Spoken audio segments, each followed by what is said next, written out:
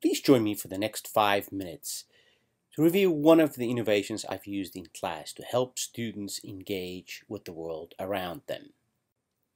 The Virtual Study Abroad is a collection of activities including pre-recorded presentations, some digital tools, lectures, and activities in which regular GSU students engage with the world around them.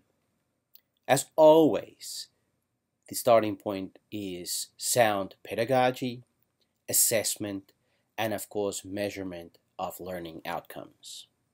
We always run the risk that we are so sure about our perspective of the world because it's the only perspective we have ever had. Which is why it is important to once in a while step outside of our comfort zone and go to a different place in the world, see what it really looks like. Of course, the best way to explore a different place in the world is to get on a plane and go visit. Study abroad is one of the fantastic opportunities available to Georgia State students. We may not be able to do that physically. We can, certainly today, do that virtually, whether that is by exploring video, movies, or interesting tools on the internet. Well, today we are going to be talking here about trade and trade patterns and trying to understand how the infrastructure in different countries, the cultural history of different countries, and the geography impacts the kind of patterns that we see developing trade. If we were to look at ports in the West, traditionally the big ports such as Long Beach in California or Rotterdam in the Netherlands, the ports that for many centuries have carried a significant part of the world's trade, we see these highly organized structures. Interesting characteristics is at Long Beach we have no river. Actually, there was no port here. It's not even a deep port here. This is all reclaimed land and a very highly organized reclaimed port created to support, of course, a very significant amount of trade coming on out of Asia into the west coast of the United States. Rotterdam, until very recently the largest port in the world, also reclaimed land. The difference here is we do have a significant river system that in the Netherlands especially is for a long time supported that trade and that history of trade for the Dutch. Here we have the airport in Singapore, and then not very far from there we have, of course, a big warehouse park. And here is, as we can see from its well-positioned branding, is DHL. And in the building down the street are our friends at UPS.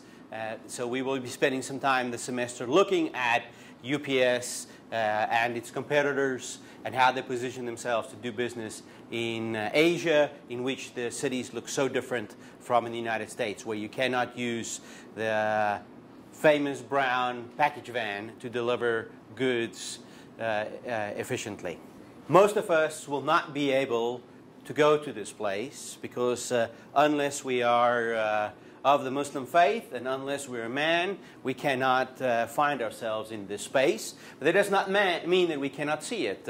Fantastic technology today makes it possible for all of us to actually go to the Hajj even though we may not be Muslim. But what I want to talk about really here is the need that the Saudis saw to accommodate more than 1 million people every year on the Hajj. So my interest is not the Kaaba today, but my interest is the infrastructure around the Kaaba that hosts the tourism that comes along with several million people coming to a very important site. When we look at the United Arab Emirates, and specifically Dubai, I can of course go on for 1 hour and 15 minutes, as I would typically do during a class visit to the visual. However, that is not the point. As you can well imagine, the takeaway is the huge change in the perspective of a student, first generation, Georgia State, that has never been to the Middle East and find themselves with this opportunity to visit Dubai and start questioning their own assumptions. The visual is a truly amazing space and really lends itself to this kind of classroom experience. The real power actually comes after this whiz-bang is over, and I make a Google Earth Pro license available to students and ask them to produce a 5-minute video of a business visit exploring some kind of international business topic. The most important part of this is actually getting them to think critically and go beyond the enticements of the technology. Maybe there is space for a critical thinking in a digital world at Georgia State University. I have done some blue sky dreaming about this project, imagining a GSU Google partnership, starting maybe with every RCB junior on a virtual business trip. But how about every GSU freshman taking a virtual trip in some area of interest? Or every GSU student on a virtual study abroad as part of the Global Signature experience?